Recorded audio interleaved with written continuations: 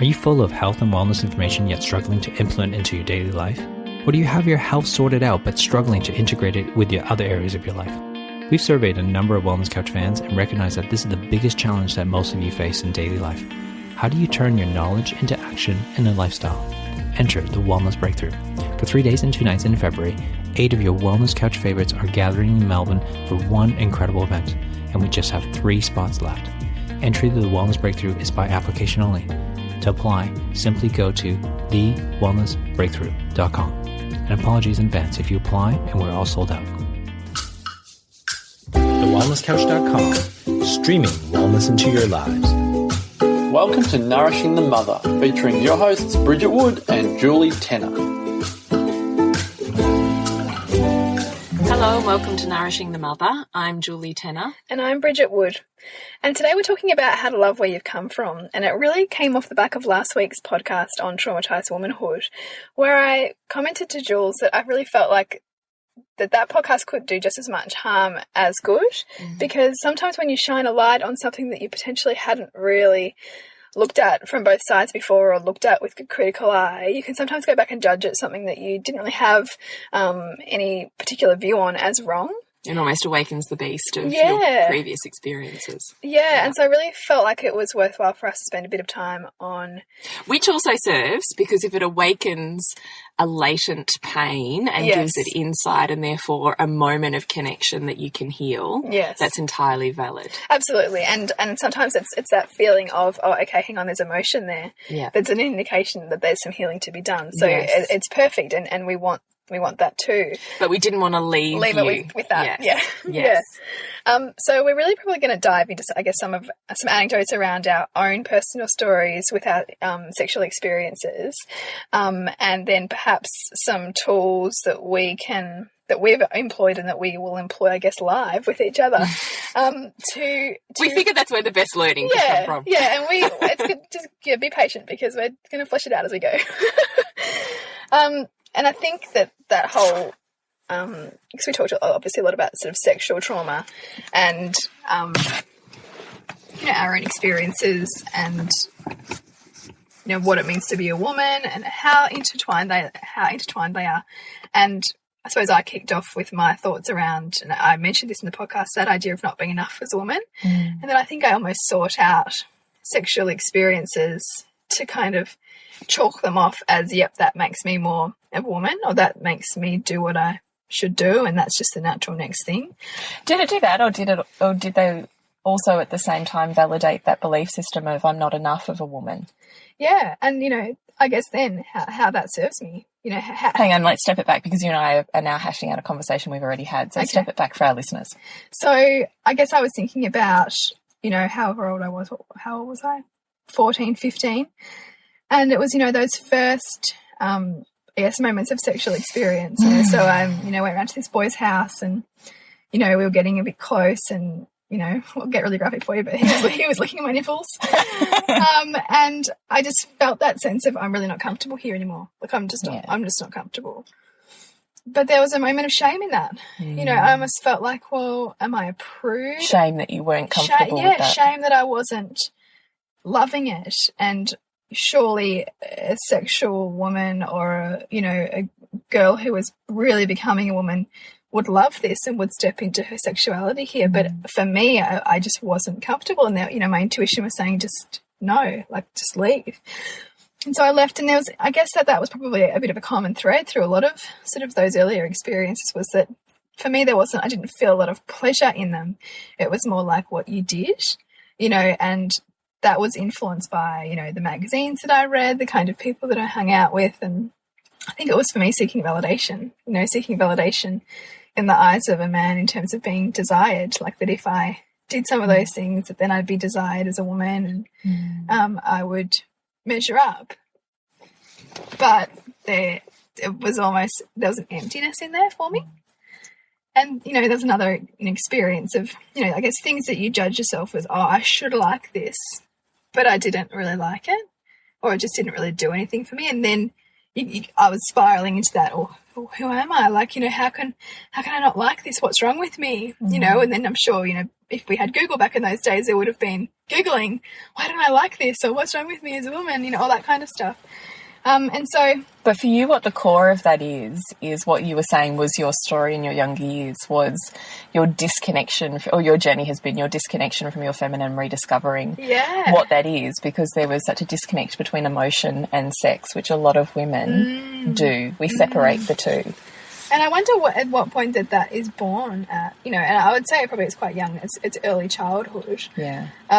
For whatever reason, maybe it's because, you know, your parents didn't model healthy sexuality for you. You didn't really have a reference for what it meant. You know, I think for me, a lot of it would have been my Catholic upbringing. I was going to say, as a culture, which is what I think we talked about last week in the Vagina podcast, Naomi Wolf even touches on that, is this concept of we've almost segmented sexuality from the other roles that we play. Yeah. There's our sexual self.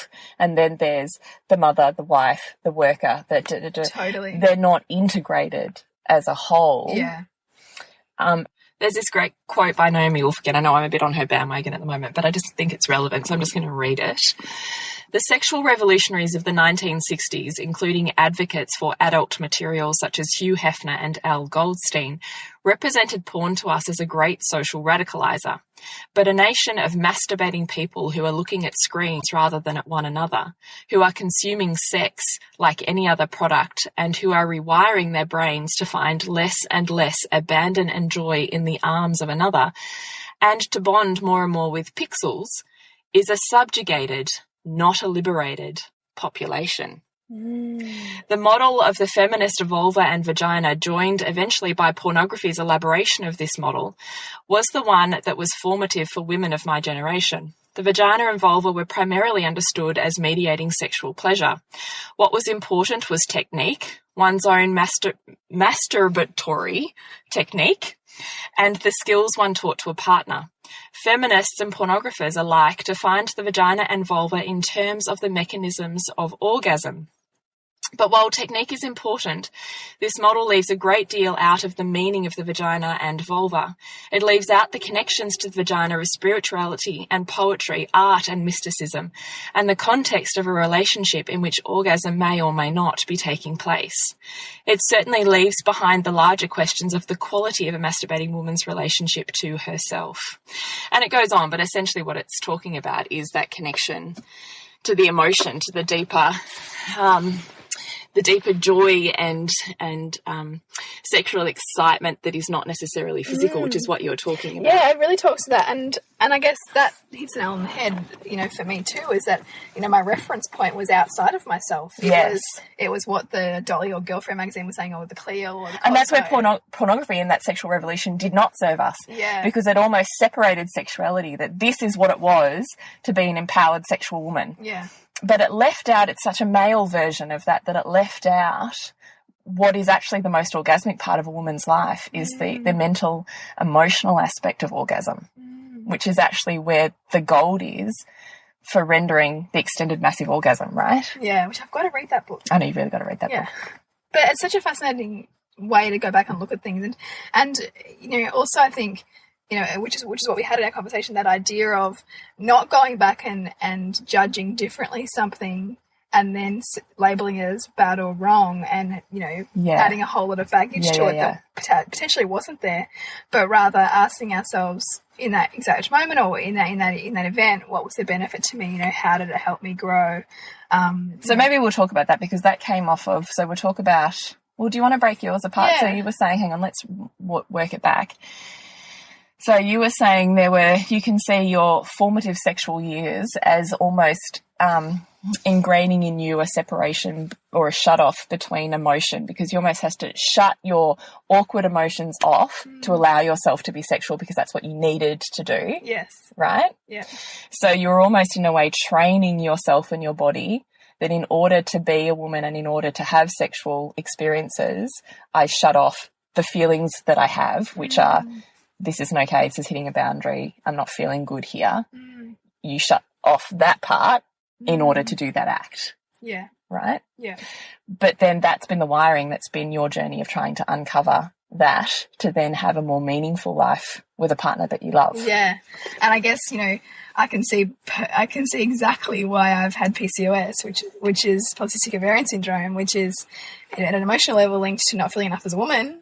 Like tick, tick, tick. It all just kind of builds on the other, doesn't it? Absolutely. And, you know, that's really been my whole journey in the last probably 6 or 7 years, has been to uncover a way of, you know, healing that with consciousness, you know, through conscious intention, which began with the foods that I ate, but really moved past that into this emotional stuff, you know, understanding my story, going back and healing some of those things, you know, and some of that work has involved seeing the patterns in my sexual experiences and what they are, to understand my reactions and my own emotional charges around them, to go in and heal them.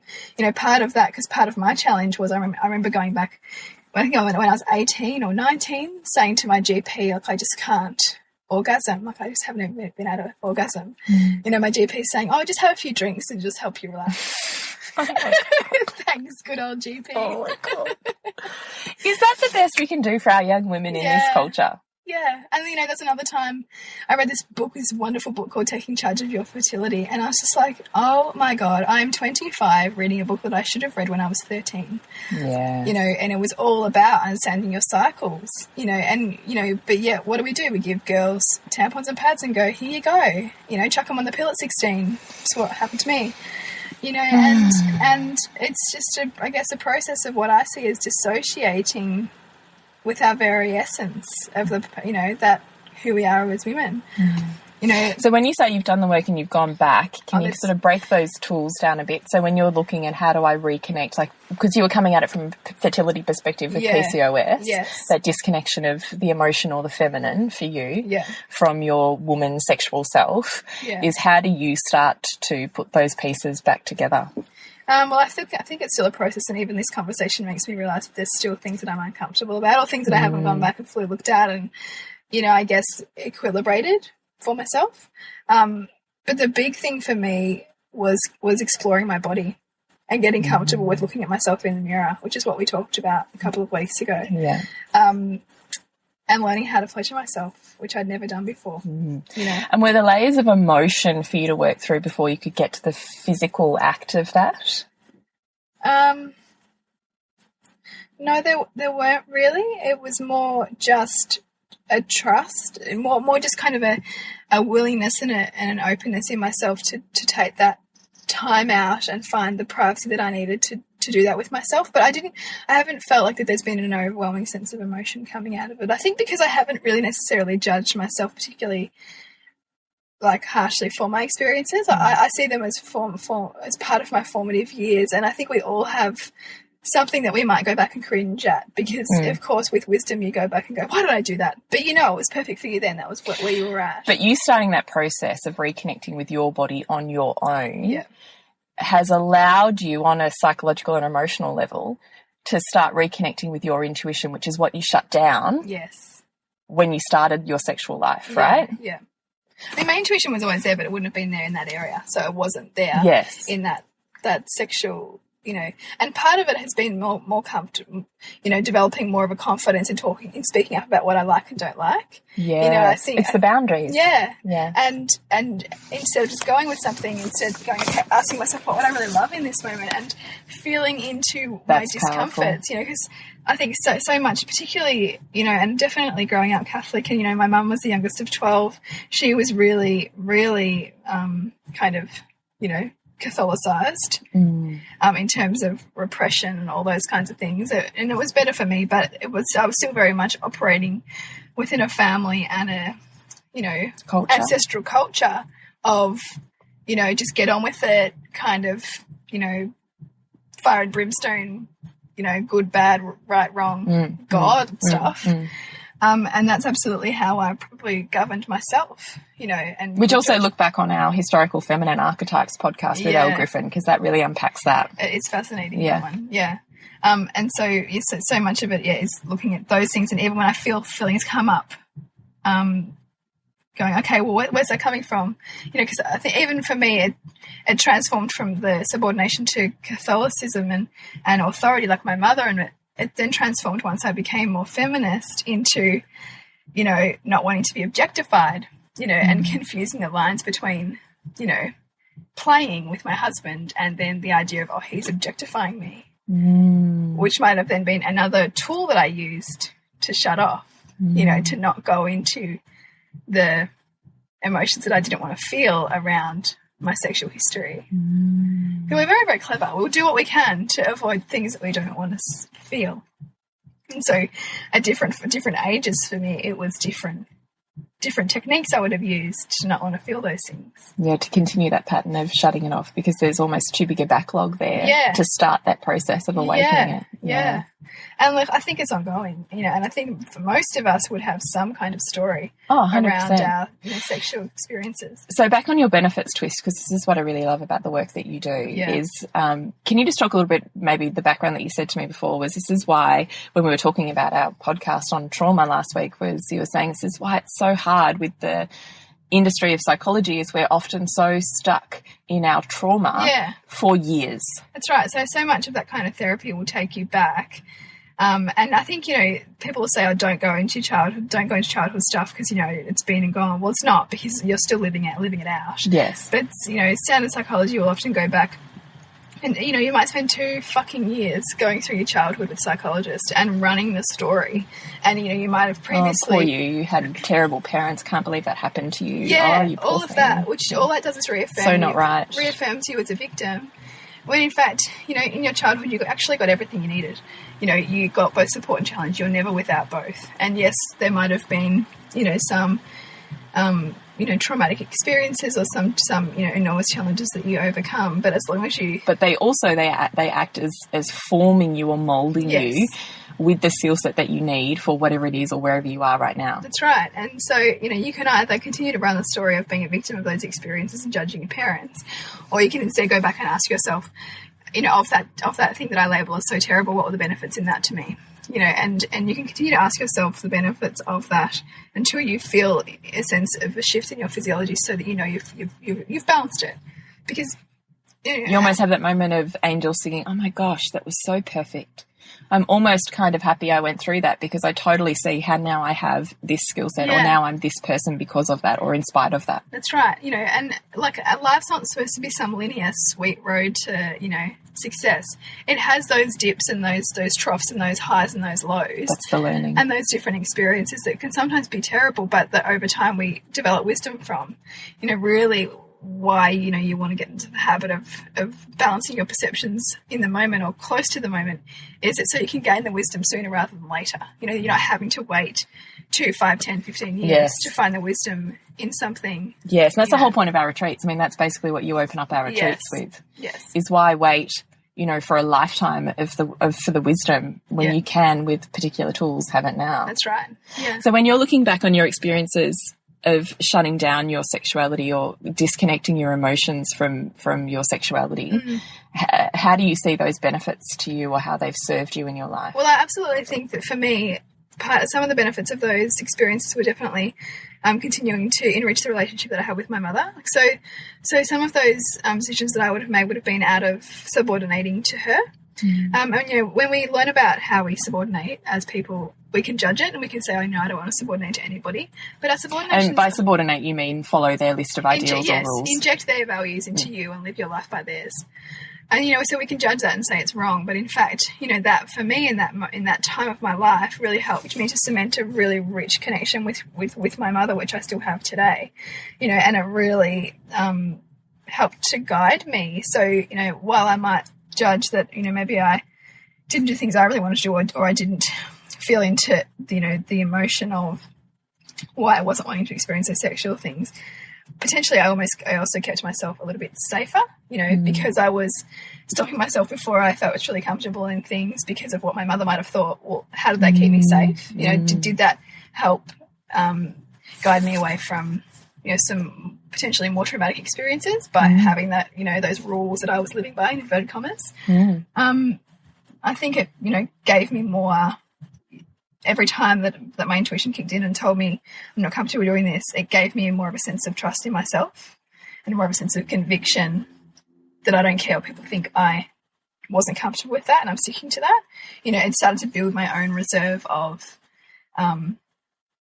confidence in myself in some roundabout way, you know. What are some other benefits? You know, looking back, obviously the benefits have been that it's absolutely, you know, every one of those little experiences was giving me more fire to choose a path of awakening, you know, to understand as opposed to continue. The bigger the polarization got, the bigger the quest became almost. Yeah, you know, the bigger that void, the more it drove my value of that, of having more awareness. And, you know, perhaps, you know, I unconsciously knew that this was a pattern that I was creating, and that therefore, you know, when I got diagnosed with PCOS, you know, I almost knew it. I knew intuitively it wasn't just about, like, stuff just doesn't happen to us. We don't just manifest physiological symptoms for no apparent reason. You know, there was a reason why, and I was determined to understand what that was. You know, and had I not had those experiences, which may or may not have already manifested, or it may have manifested before that, you know, I wouldn't have been put on that path to understand what those meant. So what's the benefit to you, or back then, not anymore, because there's a certain point where some of those patterns stop serving us, and that's the point when we are ready to change them. Yeah. So early on, what was the benefit to you of separating sex and emotion? It would have kept me more studious.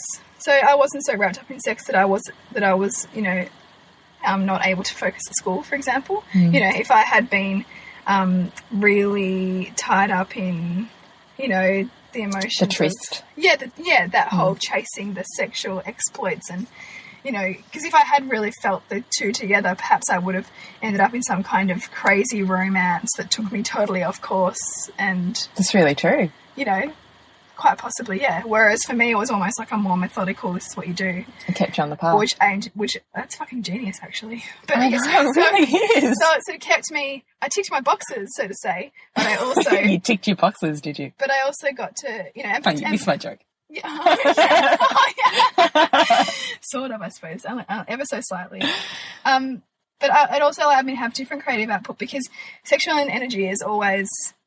there as where you put it. So if I had to put my sexual energy into sexuality, I may not have had it in my creativity at school. You know, I may not have explored English, and I may not have written the way that I did. I may not have, you know, like took the photographs I took. You know, I may not have. That was where my creative. 100% have changed your life. Yeah, absolutely. That's amazing. It is. Because nothing's ever missing. So your sexual energy might not be directed into the act of sex. It could be directed into creation of some other form, which is what it was for me. It was creation of... That is 100% genius. Oh, well done, young Bridget. Yeah. But we all have that, you know. We are so... If we can actually go back and have reverence for who we are in any moment and the decisions we make, we would have nothing but love for ourselves. Nothing but love, you know. And we only ever get glimpses. But what you want to have is giving yourself more opportunity to have more of those glimpses, to find more of that wisdom. And what are the benefits of you of shutting down or disconnecting or switching off from your feminine? Well, when you're we know your feminine is a bit more passive, it's a bit more go with the flow, it's a bit more centered, and it's a bit more creation focused. Your masculine's all about doing, getting stuff done, and so, you know, achieving, moving forward, all of those things. And so that definitely helped me in my schooling. You know, in those years, it helped me in my early 20s to kind of keep a job going and study and pay a mortgage and all those things. You know, that absolutely helped me. You know, I've got a friend who... Were you a less emotional teenager, as in less emotionally volatile? My mum wouldn't say that. Your mum wouldn't say that? I wasn't crazy emotional volatile. I did a lot of stuff that I'm kind of proud of, but that most parents would hate. You know. But I'm really glad, because I also think that all those things had to happen for me to be ready to settle down when I was 18. You know, like I met my husband when I was 18. Did you really? I didn't know that. Yeah. But I'd had like a crazy couple of years before that, which I'm really glad that I had, you know. So, no, I just think I was a normal teenager. I don't think I was any more volatile. But of course, it has to go somewhere. Like where you're shutting up emotion somewhere, it's going to come out. And it probably did come out in terms of. I just wondered if in shutting off your feminine a little bit, if it kept you more in the masculine, more rational, more linear, more, you know. Yeah, I think I was pretty rational. Yeah. I was pretty like, you know, I knew what I was doing, where focused. I was going, pretty focused. So it absolutely served me. Until it didn't. So at what point that's right. was the PCOS diagnosis when you realised it no longer served you? Yeah. Yeah, and I didn't really understand fully then what that meant, but it told me something had to change. It told me that I wasn't where I wanted to be. And so when did you start having the epiphanies about drawing back the lines of your sexuality and your feminine? When did you start having those? God. Relatively recently, a couple of years. Couple of years. I think it probably it was more clear when, you know, it would have even been like after doing all the right things and eating all the right foods, for example, but nothing was changing. And that's when I knew the deep work had to be done, that there was more there. It wasn't simply just what I'm eating. It was far bigger than that. And that was when I understood that there was deeper emotional work. I think ultimately becoming a parent was absolutely like, wow, I've got some shit to deal with kind of, you know, scenario. And I think because I had such a strong intention to do that consciously, particularly after having had a miscarriage when I had my son, which was, you know, perfect now that I can see it, because it gave me that intention that I wanted to have as a parent, which then meant that the courses I took, you know, the studies that I did altered the course of that. That's right. Yeah. Look back on our miscarriage podcast. Yeah, our miscarriage podcast is a interesting one. So when you're talking about, when we did last week's podcast on the traumatised woman and we brought this up, do you feel like there's tools in this for those women? Yeah, I think there is. I think it's just trying to take a broader perspective. So rather than going in and judging in that exact moment whatever experience is happening to you, feeling the emotion, because you cannot heal what you can't feel. You know, there's emotions are there as feedback to you. But feeling into those, but rather than simply labeling and blaming and victimizing yourself, which actually can just distance yourself from yourself further, because it's making the problem outside of you or judging it as a problem first of all. I would instead suggest, you know, in the moment of whatever it was that happened, you know, what were the benefits to you? You know, and that, I mean, depending on what the situation is, you know, that could come across as quite offensive. You know, how dare you say that there could be benefits in whatever. But there's a process to getting to that, though. It's not just, Bridget, here's my question, and bang, now I have the healing. Yeah. There is layers of questioning and you know, and awakening moments. Absolutely, and particularly if the event is highly traumatic, it's likely not going to be something that you can heal on your own. You know, you're going to need somebody to ask you these questions and to know how to follow your language. And to hold your space through Hold your space and hold your space and certainly ask the right questions, because, you know, our language gives away so much. Even the way that we talk often, you know, when we talk to people, it's our subconscious talking. So, you know, if you have a trained facilitator in this work who understands how to tap into your language and get to the root, then that's where immense healing can come. So, you know, if you are somebody in that situation, you certainly get in touch, and I can put you in contact with some really great facilitators in this area who can help you, because, I mean, I've done lots and lots of work with lots of different facilitators, and I've had some profound realizations as a result of that work. And it can be challenging work, because you're being asked to confront the very things that you have sometimes spent decades burying. Or forming yourself around. Yeah, or kind of dodging. Yeah, dodging or forming yourself around, or becoming attached to as well. Sometimes we don't realise how attached we can become to our stories, because they form part of who we are. And look, I do also think, though, if you're not quite ready to jump in, but you feel like you've got some stuff there that you really want to start awakening or shifting, our retreat that's coming up on March 5th and 6th is also the place to do that. Yeah, that's right. Yeah. Because we do walk you through those steps, and this time we've split it over 2 afternoons so that we have a lot more time to sit in and learn from our individual stories. Yeah. And I guess integrate, like what we really wanted to have that little break, that morning break between the two, was to, you know, allow you that own private time to sort of sit with some of the things that we explore on the Saturday afternoon and evening, and then be ready to come back into the space, into a really safe space, of, familiar women, which they will be after that first day, and pick up into the next section. Yeah, definitely. So, Jules, now I really want to explore your own story, in your formative years, because I know it is different to my own and hopefully will resonate with, other people who are listening. Yeah, it's quite funny, actually, because it's almost the polar opposite, which is kind of totally perfect, isn't it? Yeah.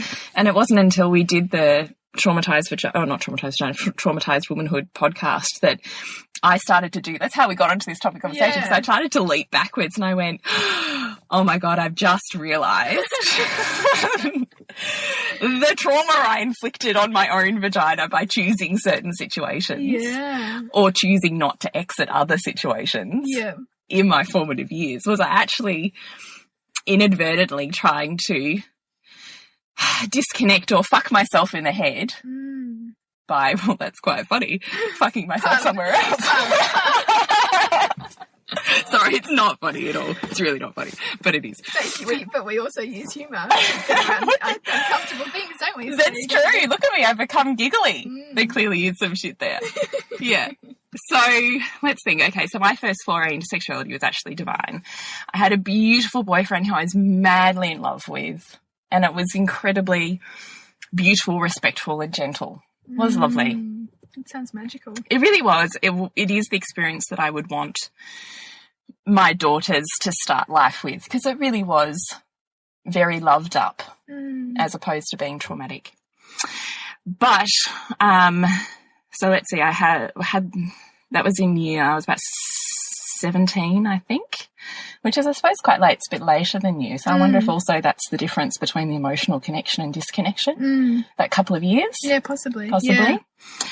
But then at the same time, my dad was diagnosed with cancer, or had been living with cancer. And so I split up from my boyfriend. There's a whole lot of stuff going on at home with a dad that was dying. And so I started to party really hard and just thought the route to my own liberation or freedom as a woman was by being promiscuous. Was by having one night stands was the cool way, or the way that I proved, who knows, to myself or to those around me, that I was an independent, sexually liberated woman. But I now judge those, like after we did that, I look back and go, how could I have done that to myself? Like, it feels now so disrespectful and dishonouring. And I do recognise that on some level, whilst I was choosing those acts, there was part of me, that vulnerable, softer, emotional, connected side, that I had to shut down to do that. Or that I expected myself to shut down in order to do that. And then that moved on to, once my dad passed away, it was pretty messy. And my mum was a total mess, in that time. And had got to the point where I physically couldn't cry within my house. Like, I physically couldn't even do it. That's amazing. Like, not even just felt like I couldn't cry. There wasn't, like, physically couldn't actually shed a tear within my house. So then I realised what I did was I chose a boyfriend that could punish me, that could make me feel pain as a relief, I think, is what I did. But I also think now, having read Naomi Wolf's stuff, is I wonder if on some really deep unconscious level, I knew that I couldn't seek help. No, I didn't know what help I needed. I mean, I'm 19. What do you even do with that? I don't know. If you don't have the support around you, where is that going to go? So I chose a partner that could punish me physically and sexually. And I wonder if on some level I was really trying to rewire my brain, or, shut down or disconnect on a spiritual or psychological level by traumatizing my body and my vagina physically. I wonder. I don't know. After we did that podcast, I kind of said to you, I've just had this moment, I wonder if that's what I was trying to do. That it was more than just wanting to be punished and feel pain. It was deeper than that. Yeah, well, there would have been some driver, as a result of losing your dad, that you almost felt like you needed, in some way, some kind of strange almost cleanse from that, but in a almost aggressive way. Yes. You know, it's what it sounds like. Yes. And was 100% overpowered. So I wonder also if I needed the power shift. So you were feeling really underpowered at that time in your life, and you were seeking somebody to come in and... Yeah, I wonder if, but more than that I was overly controlled because my mother was who she was and the way that she handled the trauma of my dad when he was diagnosed and I was, 14 or 15. It was like overnight I lost, in inverted commas, 2 parents. They kind of evaporated emotionally. Yeah. So in essence, I felt like, I don't think my mum would ever see it that way, but I felt like I was raising not only myself through those formative years, but also my younger sister. And there was that control obviously got bigger and bigger and bigger and bigger to the point where my ability to cry and release was shut off. So I kind of wonder if I was in such a deep level of control that I was looking for someone to control me, or that I didn't have to. Or that you were so sick of having to control everything else that you almost wanted to be submissive to somebody else for once. Yeah. That you almost wanted to have someone else run you because you were sick of running everything else. Yeah, but I still haven't totally figured out why did I choose a sexual relationship for that?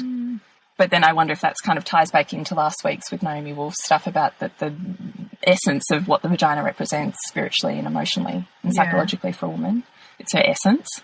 So perhaps I chose that to really be very deep. And 2, why did I choose pain as opposed to, I don't know. I'm still not totally sure about it. I think you probably knew intuitively that there also comes some pleasure with pain. You know, that in pain there is also a pleasure that you can derive from that.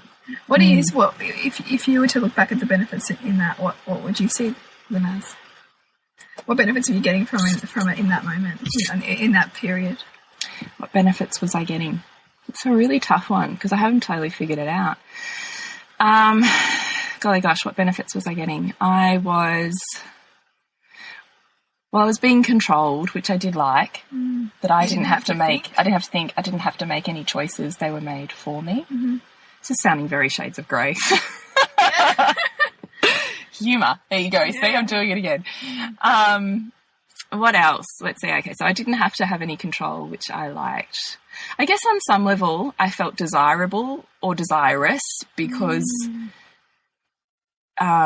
maybe I clearly wasn't feeling connected to myself because of the level of emotional disconnect I had formed.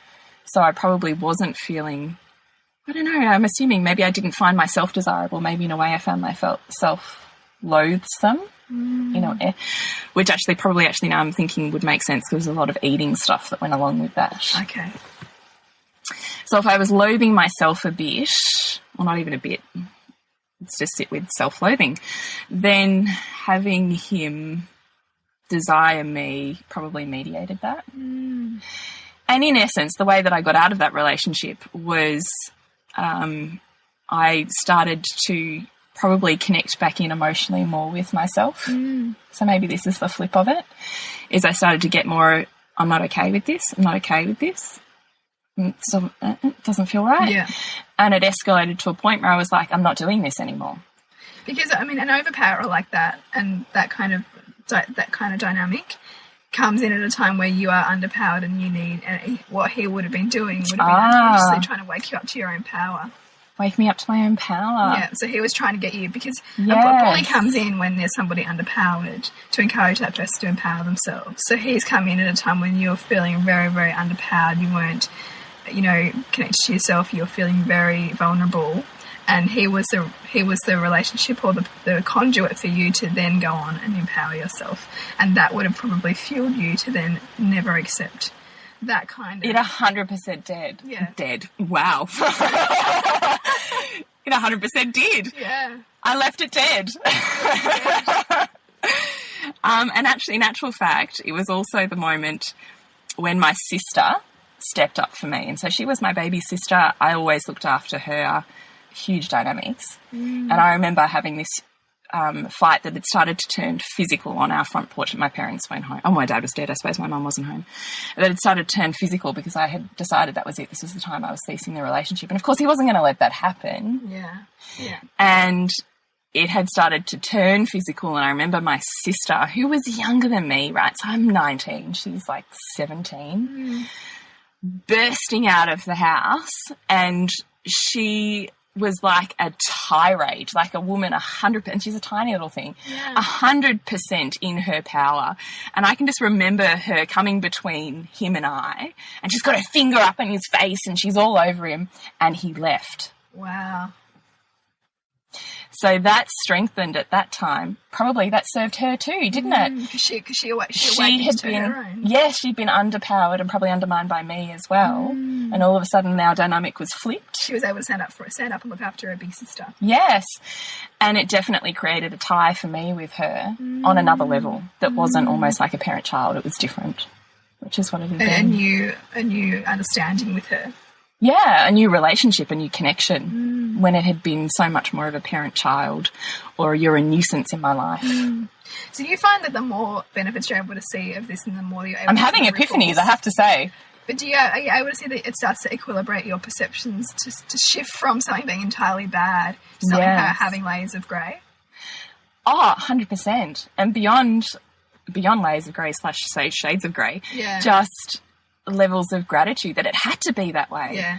Of course, I had to have, now that you're saying it, the overpower to awaken me to what my power was. Of course. And from then on, from that moment, my power has increased. I've never looked back. You never needed that again. I've never needed it again. No. And in fact, I've always referenced that as the point of turning point for you. Never going back. And the second anything starts to feel anything like what I felt during that relationship, I'm flipping 100% the other way, which is fascinating. So, of course, it had to be that. So, in the end, I have to be grateful for the fact that came into my life. Could you always say thank you to him? I really think I could. Actually, well, maybe I need to do a little bit more work. But, no, I would say I'm 80% there from saying I'm actually really grateful that I went through that with you. It's powerful, isn't it? It's really powerful. And how much more powerful as opposed to sitting there and going, oh, poor me, and, how are you feeling in that situation? Like how much more powerful to actually go, universally, that's so powerful that I called that into my life. I think sometimes we can sort of value emotional intelligence and thinking that hearing out emotions helps us to express them, but what they can do is perpetuate them. You can actually perpetuate a story and an emotion without giving voice to the other side of that event, which was always there but was not there in our own perceptions because of our view of the world. The other side is always there. It's always two sides to everything, but we just filter. And as long as we continue to support the filter, we don't get to the true healing. Because the true healing happens when you can balance, an event in time and space in that exact moment to see that it was perfect. There's a lot of work that often needs to happen around that. And it's not easy to do, but it's possible, and you've got a hint of it, haven't you? Bridget, I love it. This is a great time to end this podcast. I'm just loving it. I'm loving it. Come to our retreat, then we can love it together. Yes.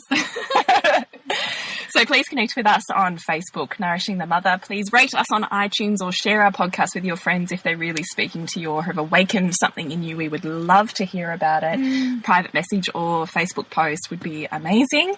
And if you have any topic suggestions, please let us know, because we would definitely love to awaken whatever is needing to be awakened within your life. Yes. So we'll see you next week when we continue to peel back the layers on your mothering journey. We hope you enjoyed this Wellness Couch podcast brought to you by Audible. Do you find that you just don't have time to read all the awesome books that you hear mentioned on the Wellness Couch? Well, Audible might just have the answer. Audible is offering the Wellness Couch listeners a free audiobook download with a free 30-day trial to give you the opportunity to check out their service. You can get books like Eat Right for Your Blood Type, Why We Get Fat by Gary Taubes, Paleo Diet for Athletes, or even The Success Principles by Jack Canfield. So to download your free audiobook today, go to audibletrial.com/The Wellness Couch. Again, that's audibletrial.com/The Wellness Couch for your free audiobook.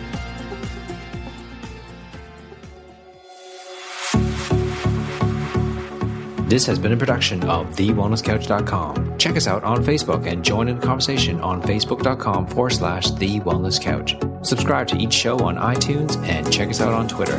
The Wellness Couch, streaming wellness into your lives.